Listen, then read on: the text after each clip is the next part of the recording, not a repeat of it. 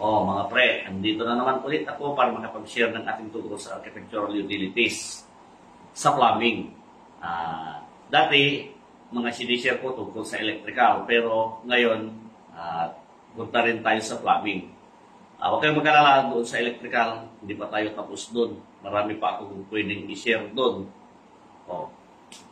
Ang i-share ko tungkol sa plumbing ay yung tungkol sa vent. Yung vent kasi importante yan sa plumbing. Para maganda yung daloy ng waste sa loob ng pipes, ganun din yung tungkol sa hangin na nasa loob nito. Yung paglabas at pagpasok ng hangin. Importante sa vent ang magandang daloy ng hangin para maganda rin yung daloy ng waste sa loob ng pipes. Ngayon yung vent na sinasabi ko, ipapaliwanag ko sa straw na to. Yan. Yan. Ito, kunwari yung vent. Ngayon, lalagyan natin siya ng tubig. Yan. Lalagyan natin siya ng tubig. Ngayon, yung vent, ikukuber ko. Gagawin natin, aalisin natin ang vent. Yan, kukuber ko. Kaya alisin natin yung vent.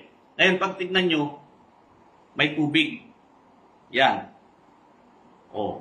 Pag inalis ko ito, malalaglag yung tubig. Ganyan, yun. Di ba? Yan. Naghigop ng hangin para malaglag yung tubig. Ngayon, ang isa pa na importante sa vent, ito yun. Yan.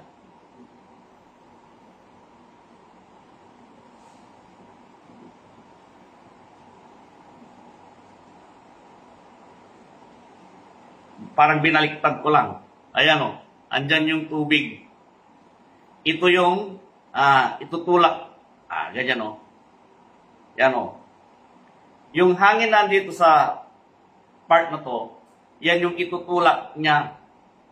Yung itutulak ng tubig.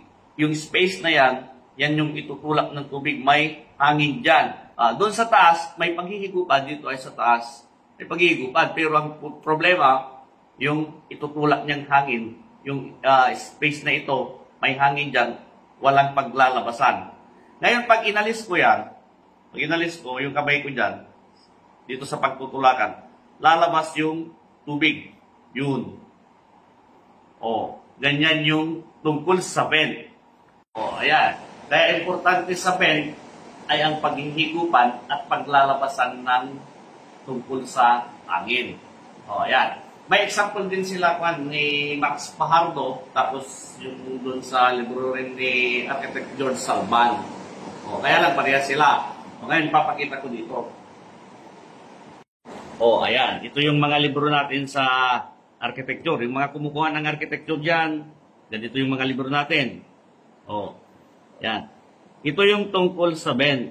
Yan. Inihawig sa lata ng gatas. Yan, di ba? Pag yung lata ng gatas, binutas mo sa isa lang, tapos ibubuhos mo, yung daloy, hindi maganda. Hindi kagaya ng may vent, dalawa yung butas, yun, maganda yung buhos. Daloy nung laman nung lata. Ganyan yung example nila. Kung ano yung example nila, parehas lang din doon sa sinasabi ko. Yung example ko kanina, parehas lang doon. Yung idea dyan.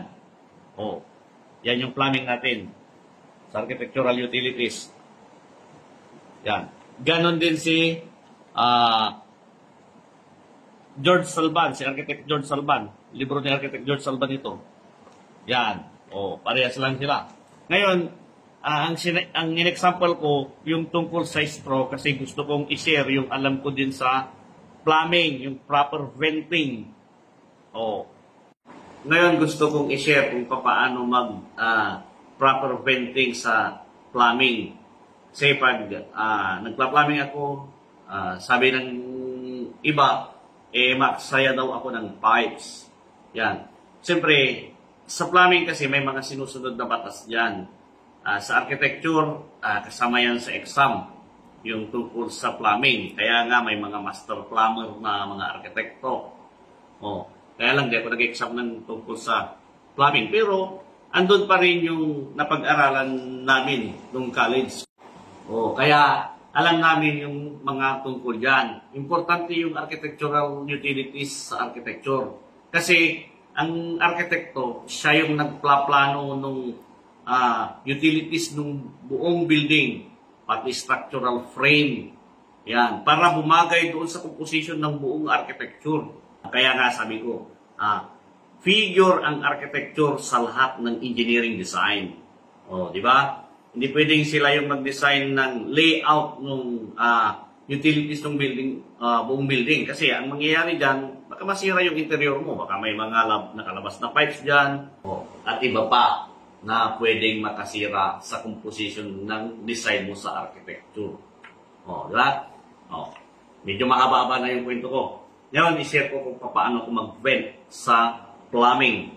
Dahil magsaya daw ako ng pipes. Tandaan natin, may sinusunod kaming batas pagdating sa pagde-design ng plumbing sa architecture. Layout ng plumbing sa architecture. Kung walang batas na ginagamit, di-drawing mo lang, yan yung tinatawag na drawing lang. Ngayon, may batas na sinusunod, kung paano mag-design ng plumbing, hindi drawing lang. Design sa plumbing sa architecture. Ngayon, share ako kung paano ako mag-vent sa plumbing. Yan. Dito tayo. Sa plan, kaya na natin yan. Dito na tayo sa isometrics para madaling basahin. Yan. Pag tignan nyo, lahat ng fixture ko may vent. Yan. Pag binuhusan mo ito, tandaan nyo ito, water closet yan. Water closet. Pag water closet, wala na yung P-trap sa pipe. Kasi doon sa water closet mismo, may P-trap na doon. Anong gamit ba ng P-trap? Yung P-trap, may water seal yun. May water seal para i-prevent niya yung masamang amoy doon sa loob ng plumbing. Prevent niya na wag pumasok sa loob ng bahay o kaya building o kaya sa CR. Diba? May trap seal. Ito yung, kunyari ito yung P-trap. Yan, may tubig dyan na part, ito na part. Yan. Pag titingnan nyo yung mga fixtures ko dyan, yan water closet yan, yan. May vent na nakakonect sa branch vent. Yan, back vent. Yan wet vent. Yan. Pag binuhusan mo yan ng tubig, yan. Yun. Ihigop ng hangin dito. Yan dito siya maghihigop. Yan. Hihigop ng hangin. Yan. Di ba? Pag binuhusan mo to, di siyempre makukulog doon, ihigop siya ng hangin dyan.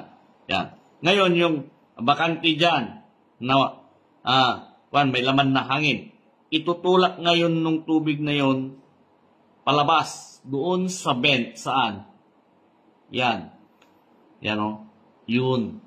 Palabas. Doon. Habang pag andito na yung waste, yung tubig, yan, ihila ulit ng hangin dyan. Di ba? Lahat sila, ganyan yung idea dyan na ginawa ko. Ngayon, pag hindi maganda ang pagkaka-vent ng plumbing mo sa design nito, ang mangyayari dyan, ang example dyan, yung ganito. Sa libro ni Architect George Salban. Yan. Ganon din dito. Parehas lang sila ng example kasi. Okay. Bell.